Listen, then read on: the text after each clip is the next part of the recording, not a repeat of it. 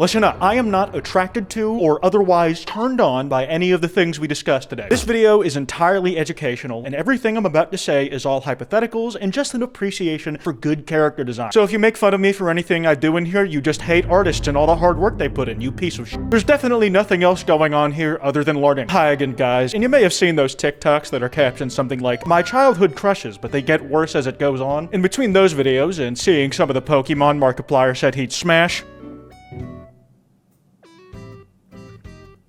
Smash. I wanted to make my own list of fictional characters I'm definitely not attracted to, where it gets harder and harder to defend what I'm definitely not into the farther in the video we get. I'd ask you to wish me luck, but you'll probably just wish I was dead by the time we're done. If you enjoy this video, you won't. There'll be this big card at the end that takes you to another one like it, and did you know less than 20% of y'all are subscribed? That's cringe. If you sub and hit the bell icon, you'll never miss an upload, and you can always undo it if you decide you hate me. I gotta start this off with the person I'm actually dating. It's Springtrap. This is the most easy one to justify because we're literally together, and he's not actually fictional. He's real and shares a bedroom with me, and we cuddle often. And also, just look at him. How could you not fall in love with this thing? I'm not sure what to call him at this point. Now let's get into the real list. As we go on, you may notice a disturbing pattern start to form. The first on this fictional, literal to-do list is Nero from Devil May Cry. He's alright in 4, but I'm personally a bigger enjoyer of the Devil May Cry 5 look. The shorter hair and that new coat is just more my speed on multiple levels. Bro is just casually fighting demons in an outfit you'd usually see at Paris Fashion Week. Next person I'm attracted to is Maruko. This part of the script literally writes itself. Just look at the fucking picture. That's the explanation. Do I need to say anything else? It's often been said that fellas just want a woman who could straight up kill them. Just a woman that could pulverize them into dust. And Maruko could turn my head into a paste using any muscle on her body. It's incredible stuff, really. This one is tricky because sometimes I'm not sure if the deadly sin I'm feeling towards someone is lust or envy. I brought this up in previous videos, but I'm talking about Mewtwo. This fella has 3 different forms, and every single one of them is its own curvy beast. Sticking with the base form, this dude has the hip to waist ratio of my dreams. The question is, do I want to be with them or just be them? In fairness, I do already have the Thunder Thaz going for me. Yeah, I know, they're pretty huge. And the only thing I'm not sure about this whole anatomy is the literal cocktail. Mewtwo's tail starts on its front and then curves its way back, making it anatomically closer to a penis than being an extension of the spine. One of the best portrayals of Mewtwo comes in the form of its Funko Pop. It's the only one I think I'd ever buy because it is so bad. The next culprit is Shadow the Hedgehog, and I've got to briefly defend myself here. Shadow the Hedgehog, as in the character, is 100 fucking years old. Gramps over here was born in 1928 before World War II even started. This guy is a Great Depression baby. Even if you factor in the decades that he spent frozen in suspended animation, he is over 50 years old and also immortal. This dude is 3 to 5 times my age, depending on how you want to calculate it, and at 3'4", still a whole foot taller than me. I like taller, larger men sometimes. Is that such a problem? Well, there is one problem. You see, there's Shadow the Hedgehog, the actual character, and then there's Shadow the Hedgehog, the video game. It is self-titled after the character and came out in 2005. So when you Google Shadow the Hedgehog age, it thinks you're asking how long the video game's been out, and it tells you Shadow is 17. I swear to God, I'm being set up here. He is canonically ancient. This is an error on Google's part, and it is not like that. I'm the younger one, guys. I swear to fucking God. Now that we've got that covered, he's also like badass and cool, but secretly compassionate and empathetic. I bet he gives really good hugs. I desperately wanted to get some Halo representation on this list. I have a real soft spot for those games, and believe me, it has no shortage of hunks. The easy one is Master Chief, who would have been at the very start of the video because he's so easy to justify. It's almost too easy. I nearly went for the Arbiter or just elites in general, but every game has a different elite design, so I'd have to play favorites. And then I realized the answer was right in front of me and also wrapped around me, constricting my arms. The Big Daddy of the Flood, the Grave Mind. Oh, wooga, talk about eye candy. This fella looks edible, as long as you're into the texture of nutsack, so I definitely could eat him up. When I first played Halo 2's campaign, which I'm ashamed to admit was only a month ago, I got this weird feeling in my gut when the Grave Mind first showed up, and it wasn't until I started writing this video that I realized it was love. There's something incredibly wrong with my brain. He just has all the appeal of the other Halo characters I mentioned, and then some, plus many more arms. They could help clean around the house way faster than those lousy bipeds with their only 2 arms. He definitely wouldn't use those for anything else. I'd fuck walking around on 2 feet. We need to go back to slithering on the ground with your whole body that's covered in tons of tiny legs like a millipede. My next pick is the imposter character from Among Us, but specifically the kill animation where it stabs you through the heart with its tongue. I just think that's the best look it has going for it. I know it's probably not very appealing to you guys since the tongue is literally being used to stab a hole through you, but imagine the potential it would have if it was stabbing a different one of your holes. That thing can go rigid and also swirl around, I imagine. I don't really know about everything it can do. I've only browsed the first few pages on Rule 34. Carrying on with this odd theme of dudes with lots of sharp pointy teeth,